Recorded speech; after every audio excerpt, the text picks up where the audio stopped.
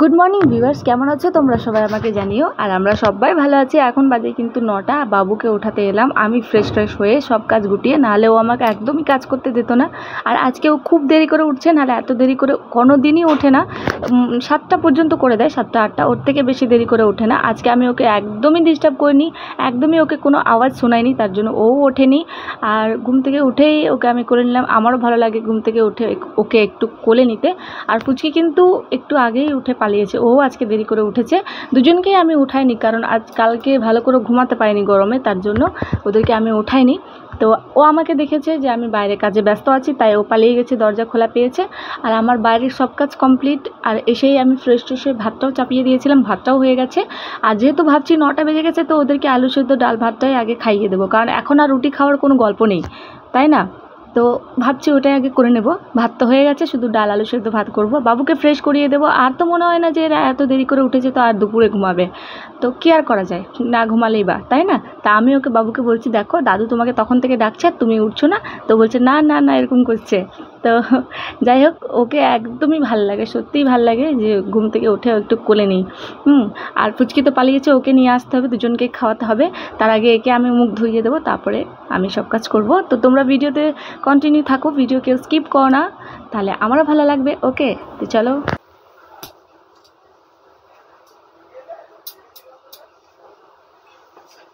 এদিকে ডাল নামিয়ে নিয়েছি, ফোন করে নেবো। আর ওইদিকে চাপিয়েছি আলু সেদ্ধ, আর এটাতে ভিজিয়ে রেখেছি হচ্ছে সয়াবিন। এই যে এটা সবার জন্য করবো। ডালটা ফোন করে নেবো আগে।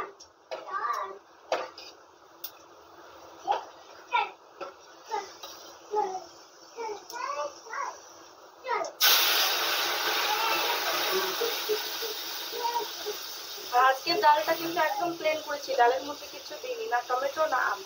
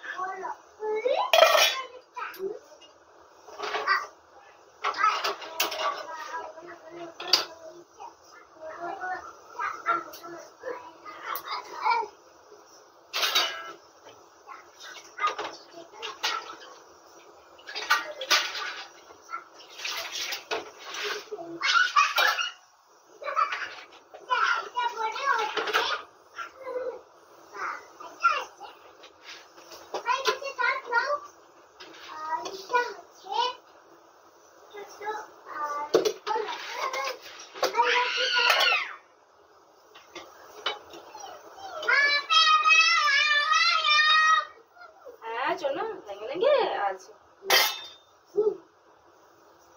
মাম্মা।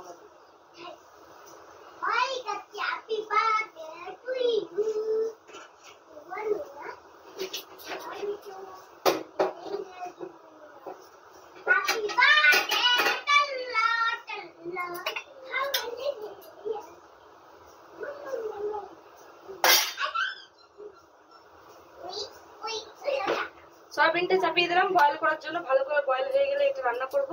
আর এখনো সিটি হয়নি, সিটি হয়ে গেলে এটা নামাবো। 6-7বার সিটি হবে, তারপর আলুটা নামাবো।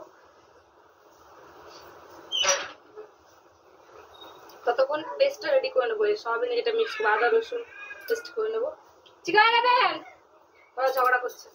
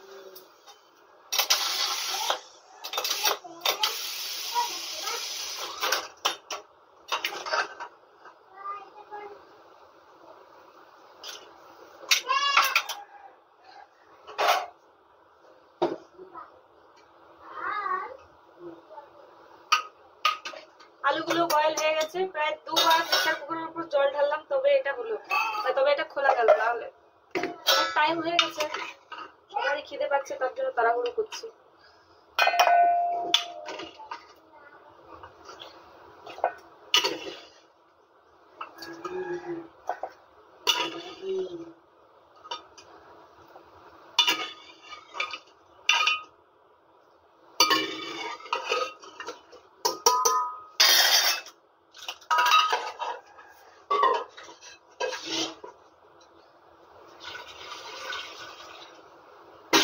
ওদেরকে খাইয়ে দেবো আগে, তারপরে সোয়াবিনের তরকারিটা করবো।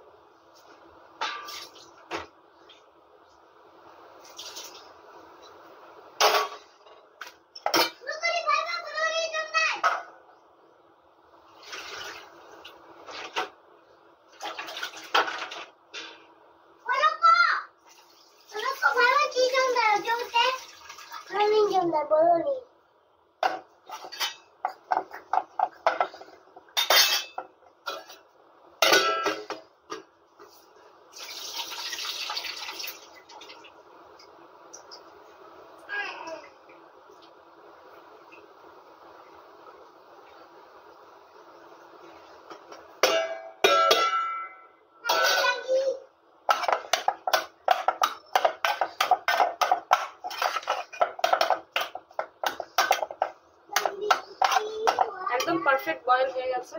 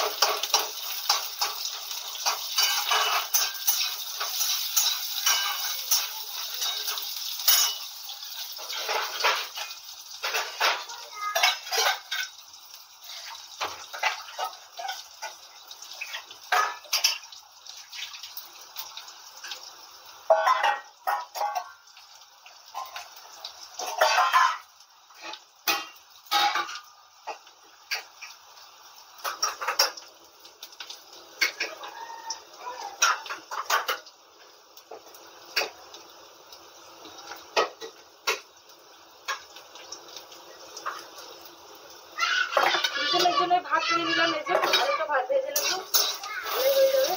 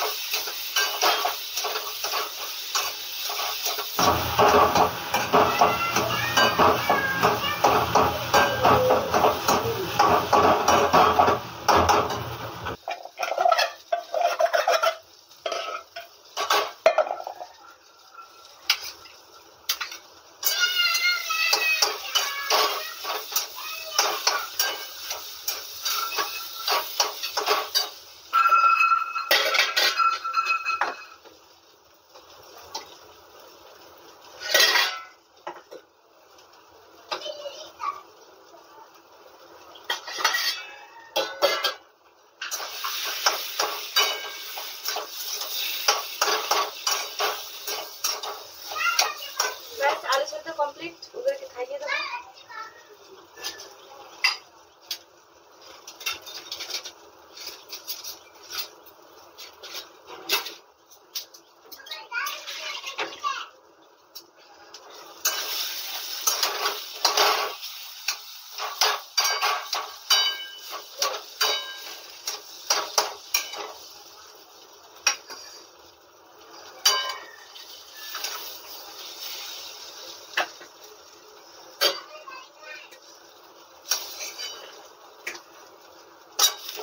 চলো, গরম গরম ভাত, আলু সেদ্ধ, ডাল নামিয়ে নিয়েছি। এটা ঠান্ডা করে নেবো, তারপর ওদেরকে খাইয়ে দেবো।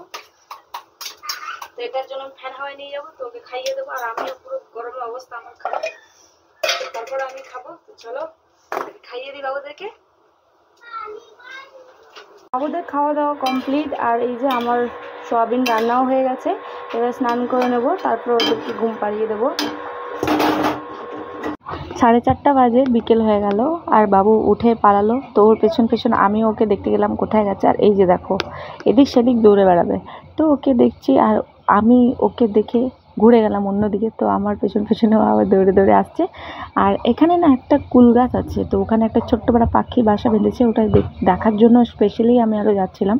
সবাই বলছে, সবার কাছে আমি শুনছি যে দুটো ছোট পাখি থাকছে এখানে। জানি না কি পাখির নাম, আমি জানি না। তোমরা যদি জেনে থাকো অবশ্যই আমাকে কমেন্টে জানিও। তো বাবুকেও আমি দেখাচ্ছিলাম যে দেখো এখানে কিন্তু পাখি আছে। তো দেখা হয়ে গেছে, আর আমি ওকে বললাম তুমি দিদির সাথে যাও, থাকো। তো তখন পাড়ার একটা বোন, তো ওকে বললাম ওর সাথে থাকো তুমি, আর আমি বাড়ি যাবো, কারণ আমাকে রান্নাবান্না আবার শুরু করতে হবে বিকেলের, যেহেতু কাজে আবার নিয়ে যাব, আবার আমরাও রাতে খাবো। তো ও আমার সাথে ও যাবে বলছিল, তো তাই আমিও ওকে বললাম ঠিক আছে তাহলে চলো। তো চলো, আজকের ব্লগটা আমি এখানে শেষ করছি, বাই।